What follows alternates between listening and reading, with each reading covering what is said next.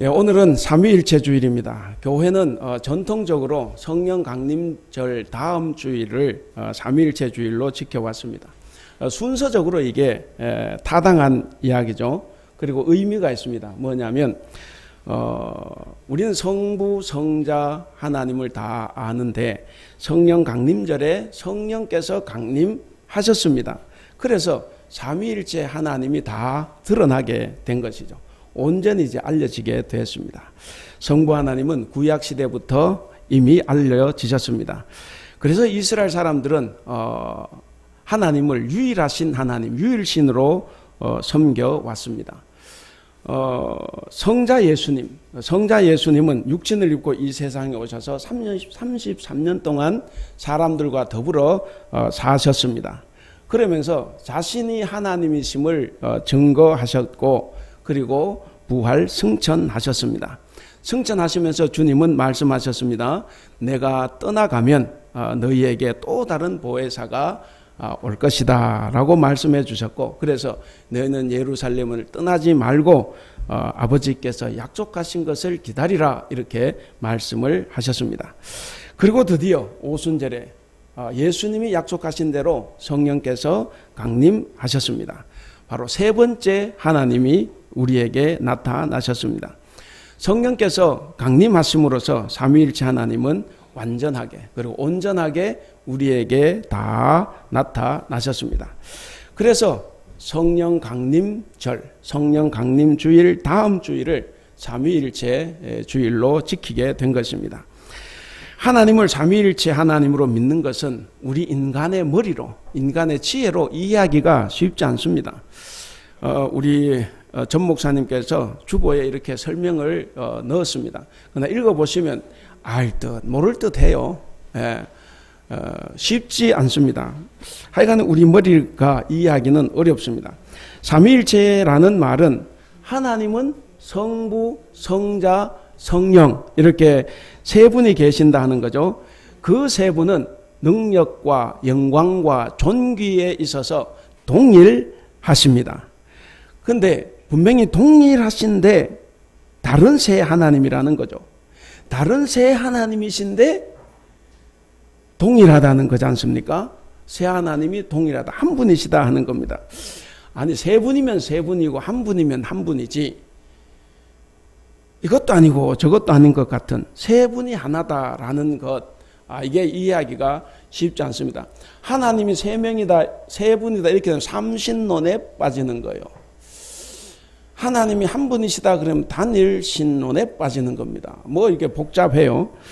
어쨌든 우리가 이해하기가 어려운데 성경 속에는 삼위일체라는 말은 없습니다. 삼위일체라는 말은 성경에 없는 어려운 말입니다. 그런데 왜 이 어려운 말을 만들어 가지고 우리가 신앙생활하는데 이렇게 복잡하게 만들어 놨냐 이렇게 생각하실 수도 있습니다. 그런데 여러분, 이게 왜 어렵냐? 왜 이해가 될 듯 하면서도 안 되냐? 저도 이게 교리를 전공, 조직 신학을 전공하지 않았기 때문에 저도 사실 확실한 설명을 못합니다. 그러나 이게 왜 이렇게 됐냐면 이 교리 자체가 책상에서 나온 게 아니에요. 사람들의 경험에서 나왔다 하는 거죠. 그러니까 이스라엘 사람들이 성부 하나님을 경험했습니다.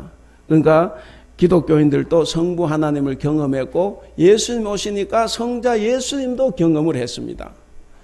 삼위일체니까 이제 하나님 오셨으니까 이제 성자도 와야지 이러고 기다린 게 아니에요.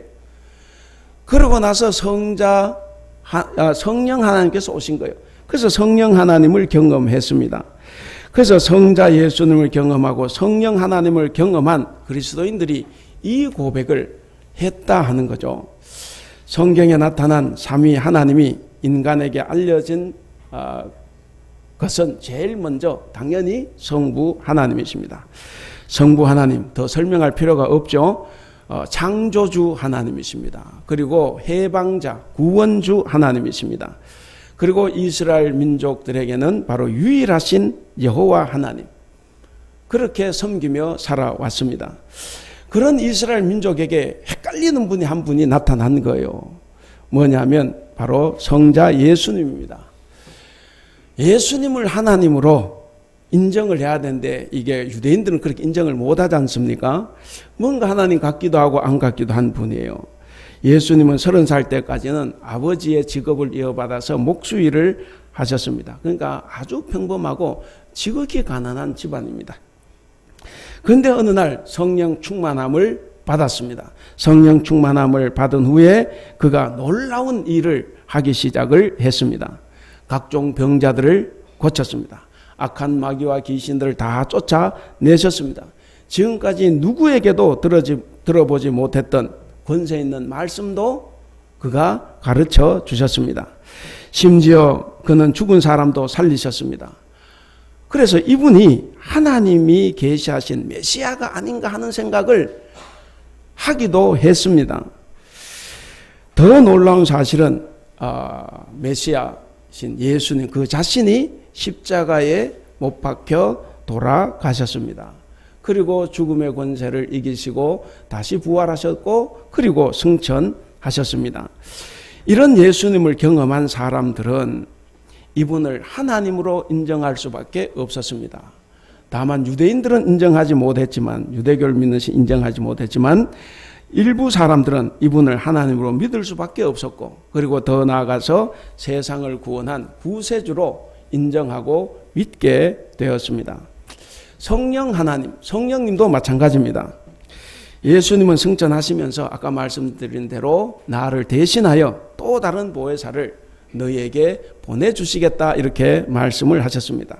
그 약속대로 예수님이 승천하신 지 열흘, 10일 만에 오순절이라는 것은 50일이잖아요. 그건 이제 부활하시고 50일째고 예수님이 부활하시고 며칠 사셨어요?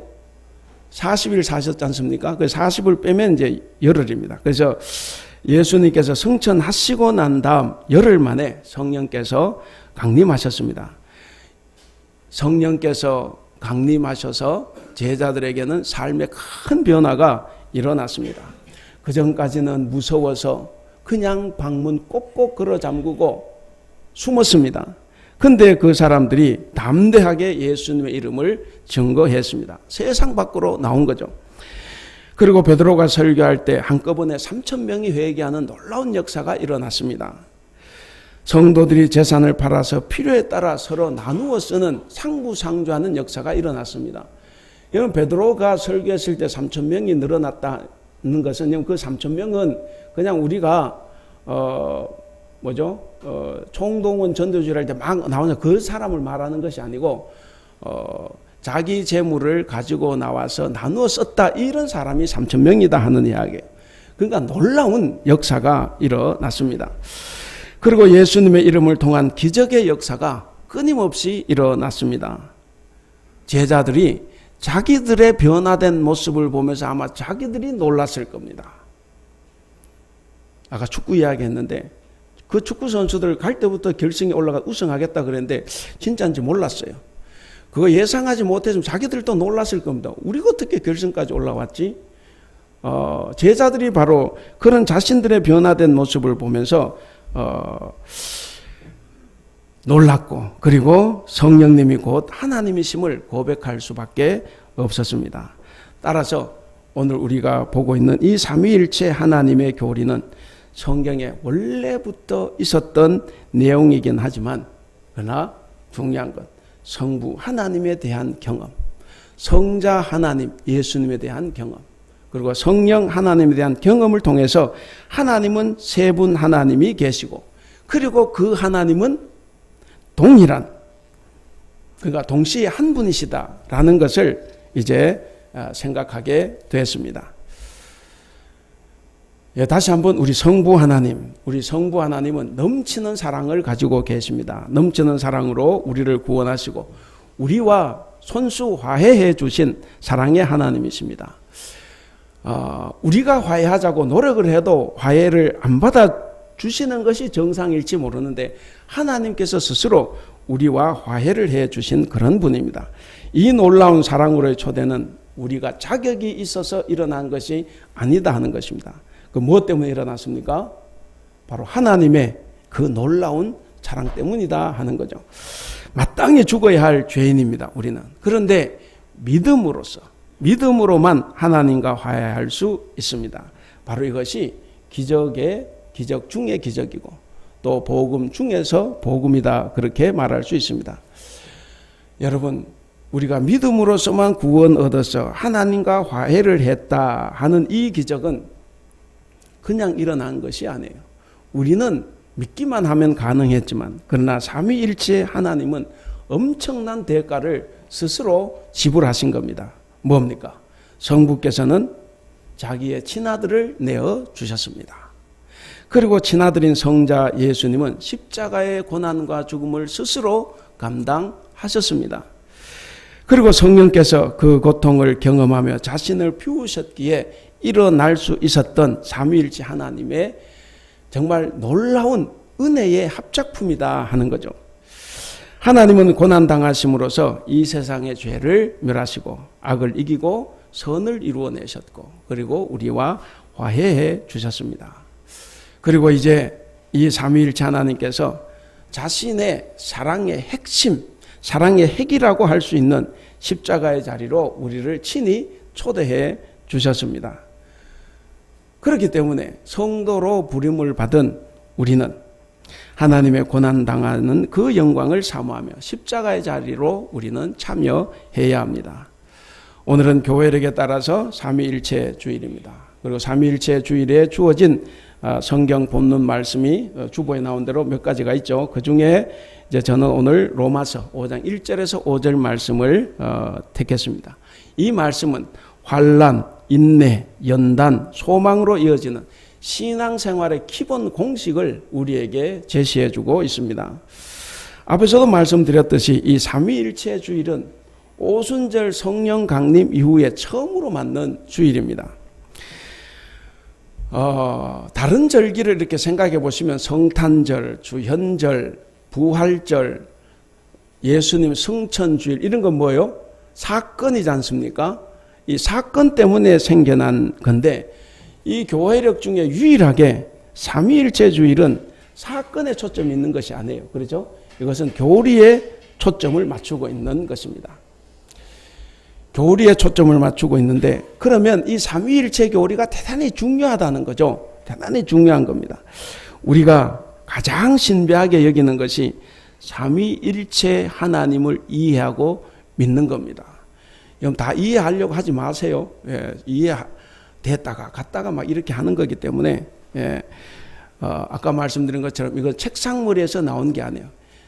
초기 교회 신자들이 그 경험에서 나온 겁니다. 오늘 여러분들이 다 이 예배당에 나와서 지금 예배하고 있습니다. 가만히 생각해 보세요. 주일은 한 주간의 첫날이죠. 한 주간의 첫날, 이 첫날 하나님께서 뭐 하셨습니까? 세상을 창조하기 시작을 했습니다. 그렇죠? 그리고 이날은 무슨 날입니까? 성자 예수님께서 부활하신 날이에요. 부활하신 날. 또 이날 성령께서는, 성령 하나님은 새롭게 태어난 교회에 지금 이 자리에 충만하게 임하고 계십니다. 그래서 우리가 따져놓고 보면 우리는 늘 삼위일체 하나님의 다스림 속에 있는 거예요. 모든 주일은 거룩한 삼위일체의 날이다 하는 말씀입니다. 죄 가운데 있는 인간에게 구원이 성부, 성자, 성령 하나님의 구원이 구별 없이 모든 사람에게 다 임했습니다. 그것과 마찬가지로 환난 가운데 있는 사람들에게는 인내와 연단과 소망이 다 동일하게 내렸습니다. 이것이 함께 있어야 삼위일체 하나님과 더불어서 화평을 누리는 사람들이 될 수 있습니다.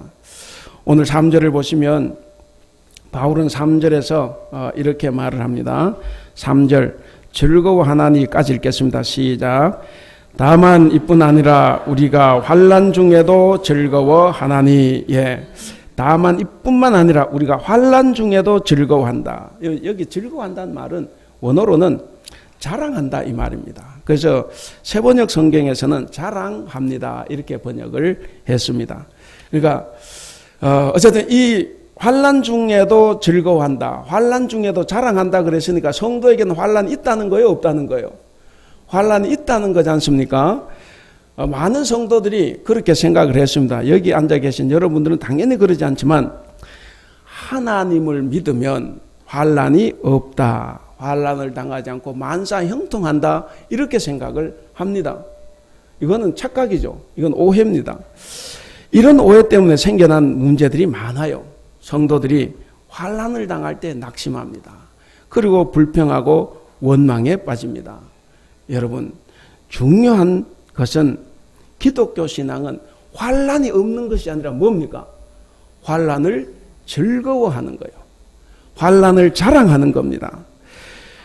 예, 여러분, 환난 중에 즐거워할 수 있습니까?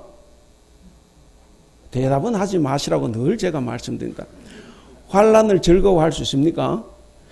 사실 환난은 즐거워하기보다는 고통스러운 거죠. 고통스러운 겁니다.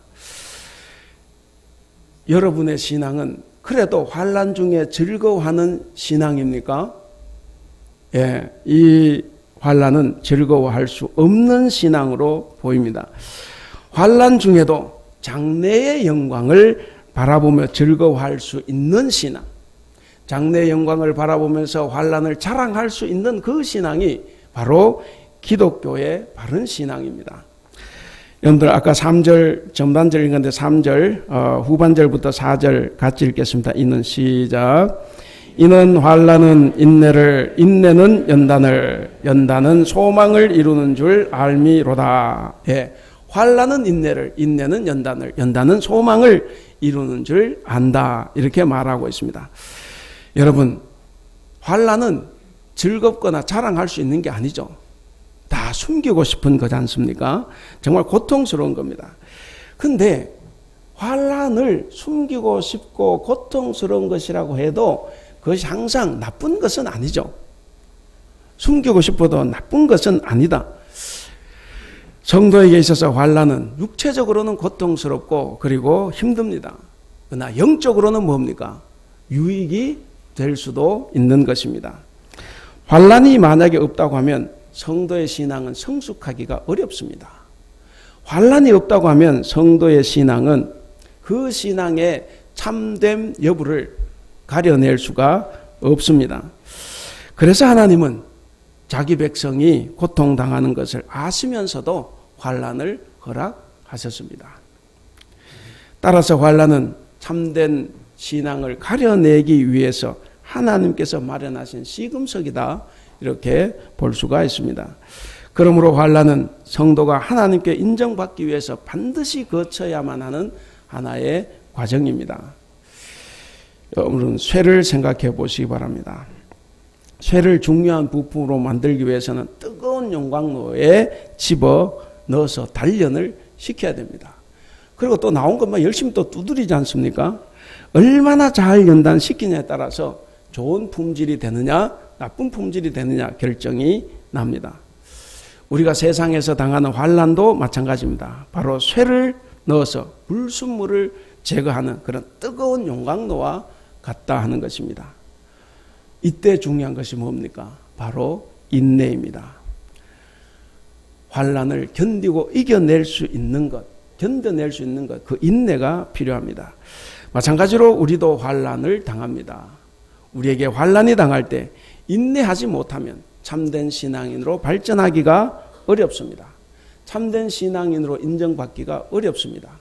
열심히 평소에는 잘 믿고 잘하는 것 같은데 조금만 어려움이 있거나 조금 싫은 소리를 들으면 막 다운이 돼버려요. 그리고 나 못해요 하고 이렇게 나올 때 이건 뭡니까? 용광로에 들어가서 잘못되는 거죠. 인내하지 못하면 참된 신앙인으로 인정받지 못합니다.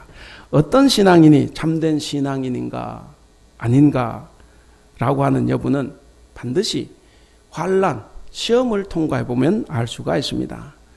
거짓된 신앙인은 환난을 만나면 하나님과 점점 더 멀어집니다. 참된 신앙인은 환난을 당하면 더욱더 소망을 굳게 잡고 하나님께 한 걸음 한 걸음 더 나아갑니다. 그래서 바울이 그렇게 이야기한 겁니다. 환난은 인내를, 인내는 연단을, 연단은 소망을 이룬다. 여러분 진주 아시지 않습니까? 저보다 더 잘 아실 것이지만 그래도 말씀을 드려보면 진주는 조개 안에서 만들어집니다.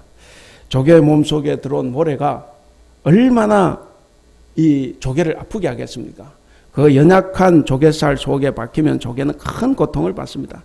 그때 조개는 이 생명의 즙을 내어서 모래알을 싸고 또 싸고 그리고 덮고 또 덮습니다. 그것이 바로 진주층입니다. 이 층이 오랜 시간이 지나고 나면 그것이 진주가 됩니다. 환란이 오면 인내의 진주층이 그것을 몸속에 감싸고 감싸도록 인내해야 그리스도인으로서 보석 같은 진주 같은 존재가 된다는 것입니다. 우리가 인내해야 합니다. 여러분 혹시 지금 환란 가운데 계십니까? 혹시 지금 어려운 가운데 여러분 처해 계십니까?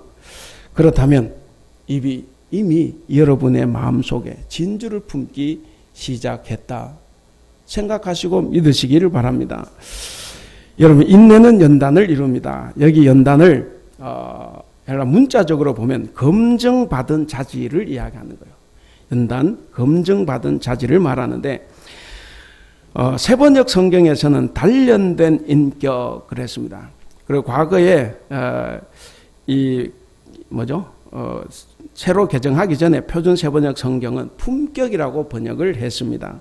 그러니까 뭡니까? 인내를 통해 신앙 인격을 단련해서 품격을 높이는 거예요. 우리가 이 환란을 통과할 때 인내해야만이 우리의 품격이 더 좋아진다 하는 겁니다. 인격을 단련하기 위해서 조급해야 할 필요는 없습니다. 금을 용광로에서 정제시킬 때 빨리 끄집어내지 않습니다. 분명히 적합한 시간이 필요한 거죠. 적합한 시간이 필요한데 너무 빨리 끄집어내면 아무짝에도 쓸모없는 제품이 될 수도 있습니다. 그래서 세공사는 이 적절한 시간을 사용해서 물질을 정제시킵니다. 인내와 연단의 끝이 만약에 멸망이라고 하면 정말 얼마나 의미가 없습니까? 정말 비참한 거죠. 근데 다행히도 인내와 연단의 끝이 소망이 있다라고 여기서 말씀해 주고 있습니다. 여러분, 이 절망스러운 현실의 밑창에서 더 이상 내려갈 수 없는 그 밑바닥을 치고 올라가는 겁니다. 그때 연단과 희망은 서로 하나다. 연단과 희망은 이웃사촌이 되는 것이다 하는 겁니다. 그래서 환란을 통한 하나님의 채찍이 대단히 중요합니다. 환란을 통한 하나님의 채찍이 결국 기쁨과 치유를 겨냥한 것이기 때문에 우리는 다 즐길 수가 있습니다. 자랑할 수가 있습니다. 우리를 사랑하시는 하나님께서 고통의 시간이 긴 것을 왜 알지 못하시겠습니까? 우리의 아픔을 하나님은 충분히 다 알고 계십니다. 그렇기 때문에 빨리 거기서 구해내고 싶은 마음도 있으시겠지만 그러나 성부 하나님은 아들 예수님을 십자가에 달리게 하신 채로 종일토록 기다렸습니다. 그리고 하루빨리 성령님이 오시기를 간절히 기다리는 성도들에게도 열흘 동안이라는 이 시간을 기다리게 했습니다. 여러분, 저에게, 우리에게, 여러분에게 주신 연단과 품격을 준비하게 하시는 기간은 얼마나 되겠습니까? 다 다르겠지만 그러나 누구나 그 연단 환란의 기간이 빨리 지나가기를 바랄 것입니다. 그러나 우리 하나님께서는 우리에게 필요한 시간을 가지고 계신다는 겁니다. 그 필요한 기간이 얼마인지를 우리 하나님은 다 아십니다. 그래서 우리는 하나님의 때를 알 수는 없지만 우리가 그때까지 인내하면서 기도해야 합니다. 우리 하나님께서 우리가 힘든 시기에 기도하는 그 기도를 반드시 외면하지 않고 들어주신다. 우리가 확신할 수 있습니다. 여러분, 신자가 가지고 있는 소망은 결코 헛되지 않습니다. 그 소망 결코 부끄럽지 않습니다. 5절에 나오는 말씀을 보시면 잘 나옵니다. 왜 그러냐면 우리에게, 우리 안에 계신 성령 하나님께서 증거하시는 대로 하나님의 위대한 사랑이 그 소망, 희망을 우리에게 보장해 주시기 때문에 그렇습니다. 우리 5절을 한번 같이 읽어볼까요? 5절 시작. 소망이 우리를 부끄럽게 하지 아니함은 우리에게 주신 성령으로 말미암아 하나님의 사랑이 우리 마음에 부은 바 됨이니. 예, 인내와 연단을 통해 세상 환란의 소용돌이를 다 걷어내고 보니까 오직 남은 것은 소망밖에 없었다 하는 이야기입니다. 다 정죄가 돼서 사라지고 소망만 남았습니다. 우리가 이 세상에 대한 욕심을 다 버리고 나면 뭐만 남습니까? 바로 소망만 남는다는 말씀입니다. 성경에는 수많은 사람들이 거쳐갔습니다. 우리가 아브라함을 보면 아브라함 75세 이 노인, 당신은 상노인이죠. 이 노인이 갈 바를 알지 못한 채 하나님의 명령을 따라서 미지의 세계로 떠나갔습니다. 그래서 그가 믿음의 조상이라는 말을 듣게 됐습니다. 그 믿음의 조상이 가진 것이라고는 다른 것 없습니다. 본토, 친척, 아비 집을 다 버리고 뭐만 가지고 있습니까? 하나님이 이루어 주시리라고 하는 그 소망만 그가 가지고 있었습니다. 소망은 이렇게 우리의 믿음을 견고하게 해줍니다. 오늘 이 로마서를 쓴 바울은 모든 환난과 핍박을 달게 받으면서도 그는 소망을 간직했습니다. 그가 삶의 마지막에 이렇게 말했습니다. 우리 앞에 나오는 디모데후서 4장 8절 말씀 같이 읽어보겠습니다. 시작. 이제 후로는 나를 위하여 의의 면류관이 예비되었으므로 주 곧 의로우신 재판장이 그날에 내게 주실 것이며 내게만 아니라 주의 나타나심을 사모하는 모든 자에게도니라. 예, 바울이 마음의 끝까지 간직한 것은 뭐냐면 바로 소망의 면류관이었습니다. 아브라함의 시작과 그리고 바울의 이 종결을 볼 때 그 사이에 작용하고 있는 공식이 뭡니까? 바로 환난, 인내, 연단, 소망이었습니다. 환난을 당하면 마음이 불안하고 격동합니다. 우리의 신앙이 사라질지도 몰라요. 그런데 인내가 그것을 가라앉힙니다. 인내는 성령의 9가지 열매 중에 하나입니다. 오래 참음을 위해서 성령께서 도와주십니다. 연단은 단련된 인격이며 우리의 품격입니다. 이 과정에서 우리의 영적 성숙이 이루어지게 됩니다. 끊임없이 성숙되고자 하는 그런 노력과 힘, 이것이 결국 하나님 나라의 소망으로 최종 연결된다고 하는 사실입니다. 사랑하는 우리 성도 여러분, 여러분이 이렇게 품고 있는 소망은 5절 말씀처럼 결코 부끄럽게 되거나 수치를 겪지 않을 것입니다. 그 이유는 바로 그 소망의 근거가 하나님의 사랑에 있기 때문에 그렇습니다. 여러분, 하나님의 사랑은 교리보다 앞서 있습니다. 교리가 생기기 전에 이미 체험했던 사실들입니다. 이 사랑은 특별히 요한 1서에 많이 기록되고 강조가 되고 있습니다. 그 사랑이 체험의 세계라고 하는 것은 바로 오늘 5절 끝의 말씀, 하나님의 사랑이 우리 마음에 부은 바 되었기 때문입니다. 여러분, 누가 우리의 가슴에 하나님의 사랑을 부어주셨습니까? 5절에 보니까 성령으로 말미암아 그랬습니다. 성령 하나님이십니다. 그러므로 성령의 충만함이 뭡니까? 성령의 충만함은 곧 하나님의 사랑이 가득 찼다 하는 것과 마찬가지 이야기입니다. 그러면 여러분이 하나님의 사랑을 품고 하나님을 사랑하고 이웃을 사랑하고 동료 그리스도인들을 사랑하십니까? 만약에 사랑하신다고 하면 여러분은 성령 충만한 사람들입니다. 다시 또 여쭤보겠습니다. 여러분, 성령 충만히 받으셨습니까?